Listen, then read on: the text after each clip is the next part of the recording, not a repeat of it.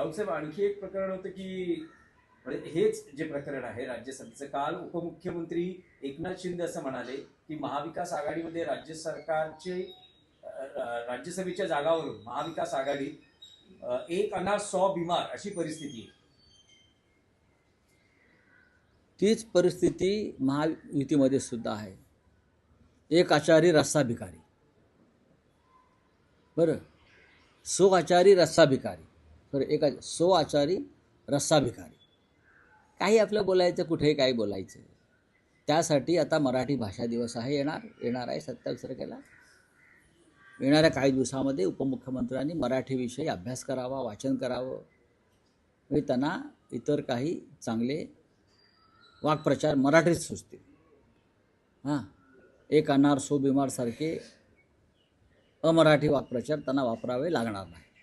नाही, पण मराठी भाषेचा जर संदर्भ झाला तर काल मुख्यमंत्र्यांनी त्यांच्या पत्रकार परिषदेत असं म्हटलंय की महाविकास आघाडीने त्यांना जे 6 पानाचं पत्र, ज्यात 18 मुद्दे होते, ते जे पत्र दिलं त्यात मराठी भाषेत इतक्या चुका आहेत आणि काही वृत्तपत्रांच्या बातम्या जशाच्या तशा उचलून छापण्यात आलेल्या आहेत. ते पत्र काय मी ड्राफ्ट केलेलं नाही. आदित्य ठाकरेंनी ते पत्र वाचलं असतं असं उपरोधिक याच्यात मुख्यमंत्र्यांनी म्हटलेलं आहे. मी ते पत्र वाचायला मागवीन आणि चुका असल्या तर पुढल्या दुरुस्त करून पाठव. विधिमंडळाच्या पत्रव्यवहार मी पाहत नाही. मला माझ्या मराठी भाषेवरती अभिमान आहे आणि आत्मविश्वास आहे, मी काय लिहू शकतो.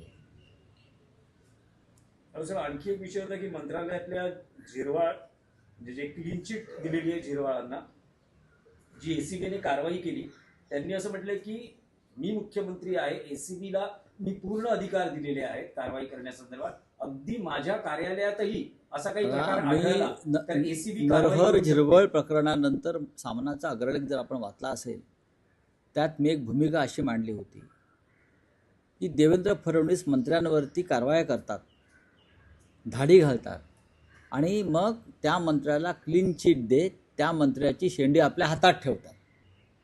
तसं त्यांनी झिरवळांची शेंडी आपल्या हातात ठेवलेली. म्हणजे सुनेत्रा पवारांचा एक मंत्री, त्याची शेंडी आता फडणवीस साहेबांच्या हातामध्ये आहे. मंत्र्याच्या कार्यालयामध्ये भ्रष्टाचार, लाचलुचपत होते, पोलीस मंत्रालयात घुसतात आणि त्या मंत्र्यावरती कारवाई न करता त्या मंत्र्याला तुम्ही उघडपणे क्लीन चिट देता. हे तुमचं भ्रष्टाचाराविषयीची भूमिका आहे. भ्रष्टाचार करा, पण तुमची शेंडी माझ्या हातात राहू द्या सरकारची. हे फडणवीस हे या बाबतीमध्ये, भ्रष्टाचाराच्या बाबतीमध्ये अत्यंत ढोंगी आहेत. महाराष्ट्राच्या मंत्रालयातल्या प्रत्येक मंत्रालयाच्या दालनात धाडी घालाव्यात इतका भ्रष्टाचार आहे. मुख्यमंत्र्यांच्या तर दालनात आहेच, पण ते व्हाईट कॉलर गुन्हेगार आहेत सगळे. बरोबर आहे, प्रत्येक. म्हणून तर ते तुमच्या पक्षामध्ये आले ना. त्यांच्या भ्रष्टाचाराला पांघरून घालण्यासाठी तो झिरवळ बिचारा गरीब आदिवासी, त्याला नीट प्लॅनिंग करणं जमलं नाही, त्याच्याकडे आदिवासीचा बळी दिला मुख्यमंत्र्यांनी. पण जवळजवळ 100% मंत्री हे भ्रष्टाचारामध्ये अखंड बुडालेले. आणि मुख्यमंत्र्यांच्या लाचलुचपत प्रतिबंधक खात्याचं जरी लक्ष असलं तरी जोपर्यंत मुख्यमंत्री इशारा करत नाहीत तोपर्यंत त्यांच्या दालनामध्ये घुसणार नाहीत. झिरवळ गरीब बिचारा. तर एक प्रश्न असा देखील आहे, अधिवेशन सुरू होत आहे आणि आजच्या सामन्याच्या अग्रलेखात देखील तुम्ही हा महत्त्वाचा प्रश्न मांडलेला आहे की दुर्योधनाचा अहंकार आणि विरोधी पक्षनेता नकोच.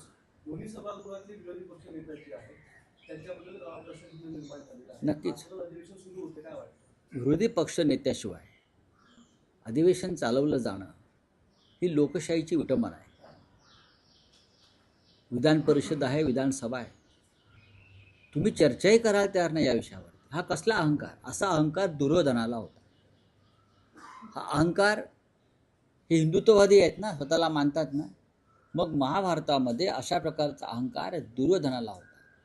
पांडवांनी 6 गावं मागितली तेव्हा दुर्योधन अहंकाराने म्हणाला 6 गावं सोडून द्यावं, सुहीच्या आग्रा एवढी जमीन मी तुम्हाला देणार नाही. त्या अहंकारातून दुर्योधन आणि कौरवांचा विनाश झाला. त्याच पद्धतीनं भारतीय जनता पक्ष, शिंदे गट वगैरे वागतायत.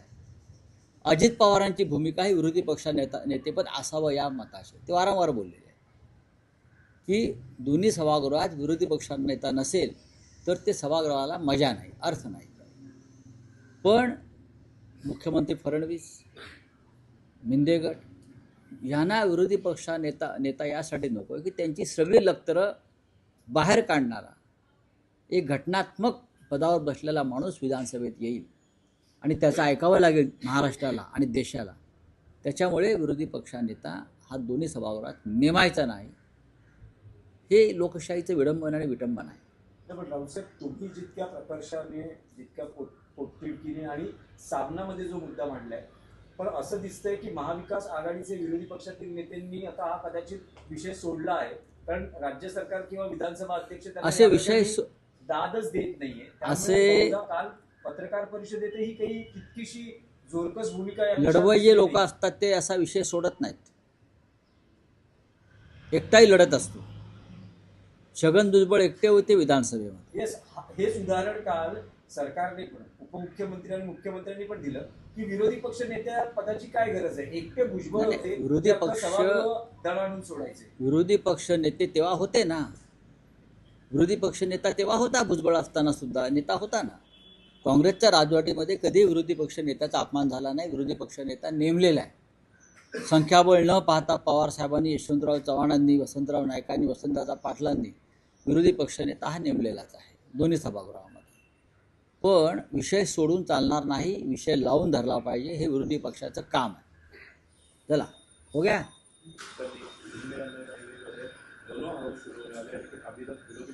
देखिए, लीडर ऑफ